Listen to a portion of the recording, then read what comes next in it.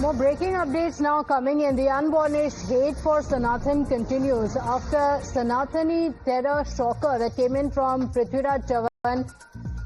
Pawar's leader has slandered Sanatan, saying Sanatan Dharm has ruined India. The NCP SP's Jitendra Awad has now targeted Sanatan, saying the Sanatani ideology is perverted and saying there is no such thing as Sanatan Dharm. And the Sanatan betas coming back after Prithviraj Chavan, who went on to say that we should call it Hindu terror, Sanatani terror. The NCP SP Neta insulting Sanatan Dharm, saying Sanatan Dharm has ruined India and there was never any religion called Sanatan Dharm. So the insults continue unabated, and now the latest to join in is the leader from the NCP SP camp, Jitendra Awad, who has made some strong statements against Sanatan Dharm.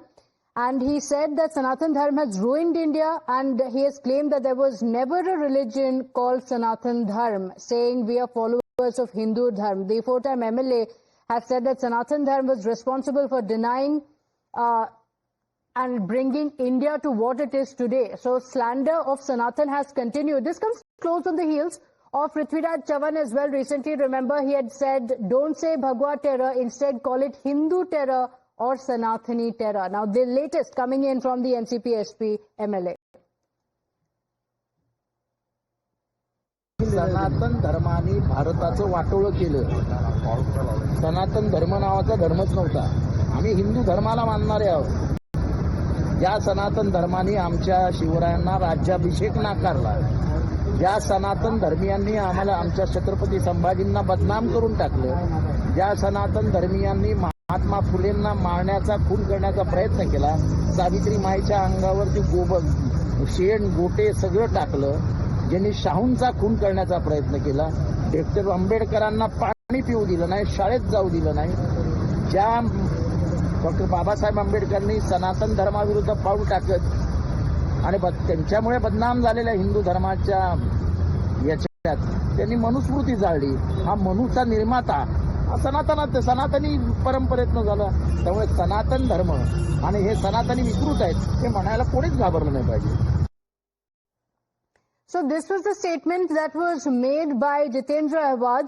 He went on to say Sanatan Dharm has ruined India. But remember, this is not the first time we are hearing such statements from the India bloc leaders. Time and again, the Sanatan insult, the Sanatan slander has continued. Jitendra Awad as well, yet again going on to say that Sanatan Dharm has ruined India. And he has gone on to say that people should not hesitate to call Sanatan Dharm and its ideology perverted.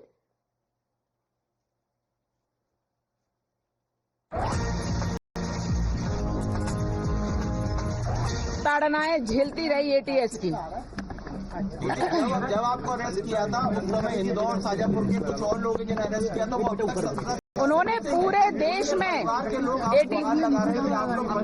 ATS वालों ने एक पूरा भय बना करके रखा था मध्य प्रदेश में और पूरे देश में। इस प्रकार का भय बनाया कि कोई भी व्यक्ति अपनी भावना व्यक्त कर ही नहीं पा रहा था। जो लोग अंदर गए, जो सत्य के लिए लड़ रहे थे, उनके लिए भी कोई कुछ नहीं कह पाया। भयभीत करने का प्रयास था और भयभीत किया उन्होंने, क्योंकि कांग्रेस का शासन था महाराष्ट्र में, देश में कांग्रेस का यूपीए का शासन था। इसलिए उन्होंने पूरी एजेंसियों का, जो सरकारी एजेंसी है, सबका दुरुपयोग किया और उनको भ्रष्ट बनाया। ये पूरे यूपीए सरकार का काम था। कुछ लोग ऐसे जो इन्होंने प्रताड़नाएं दी एटीएस वालों ने, तो वो लोग अपनी जान गंवा दिए, यानी देश पर आहूत हो गए हैं। लेकिन उनकी पत्नी को आज पता नहीं है कि उनकी डेड बॉडी कहाँ है, वो कहाँ है। उनकी पत्नी कहती है मैं सदवा हूँ या विधवा हूँ, मुझे कहिए जज साहब, बताइए मुझे। और इसलिए एक व्यक्ति नहीं, कई लोग ऐसे हैं जिनको मारा पीटा और मार डाला, लेकिन उनके आज रिकॉर्ड भी खत्म कर दिए गए। मुस्लिम वर्ग को आकर्षित करने के लिए क्या भगवा आतंकवाद जैसा शब्द गढ़ा गया? हमेशा से मुस्लिमों के लिए उन्होंने तुष्टीकरण की नीति अपनाई है। कांग्रेसियों ने अपने शासन में उन्होंने भरपूर उपयोग किया और हिंदुओं को प्रताड़ित किया। हिंदुओं को किसी भी प्रकार से जो प्रताड़ित कर सकते थे, जेल में डाल सकते थे, उनको मार सकते थे, उनके ऊपर झूठे केस लगा सकते थे, वो सब कुछ किया।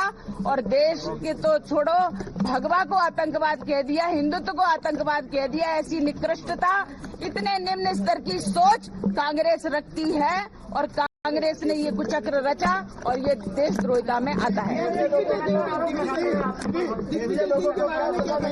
जिन्होंने भगवा को आतंकवाद कहा, आपको लेकर ऐसे सवाल उठा है, इतनी यातनाएं आपको चली, ऐसे लोगों के लिए अब क्या होगा?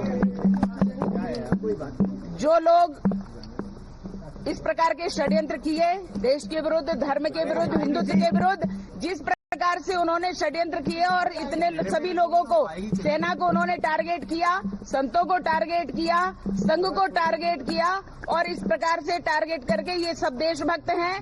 ये सब देशभक्त हट जाएंगे तो कांग्रेस का फुल फ्लैश शासन आ जाएगा, ये उनकी नीति थी। लेकिन ऐसे लोगों ने जो कुचक्र रचा है, षड्यंत्र रचा है, हमारे जज साहब ने स्पष्ट उनके लिए आदेश दिया है कि ऐसे लोगों की जांच की जाए जिन्होंने गलत प्रस्तुति दी है और इस प्रकार से इतना बड़ा केस थोपा गया है। इनकी जांच हो और सजा हो, उनको निश्चित रूप से जांच होगी तो सजा होगी। दिग्विजय सिंह के लिए दिग्भ्रमित का मेरे पास कोई उत्तर नहीं है। वो तो व्यक्ति बोलने लायक ही नहीं, उसका नाम ही नहीं लेना चाहिए। जो सुबह और दोपहर में उसका नाम लेगा उसका दिन खराब हो जाएगा।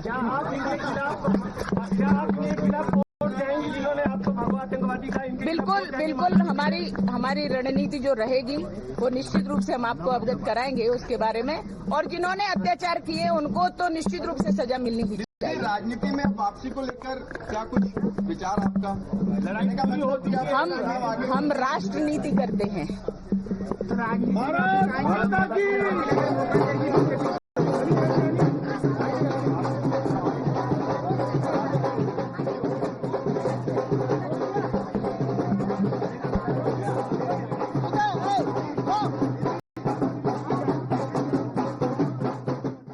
Well, Bharat Mata ki Jai chants welcome Pragya Thakur as she arrives in Bhopal. This is after the verdict by the NIA Special Court in the Malegaon case, and she goes on to say and call out the Congress Party, saying it was the vote bank politics of the Congress Party that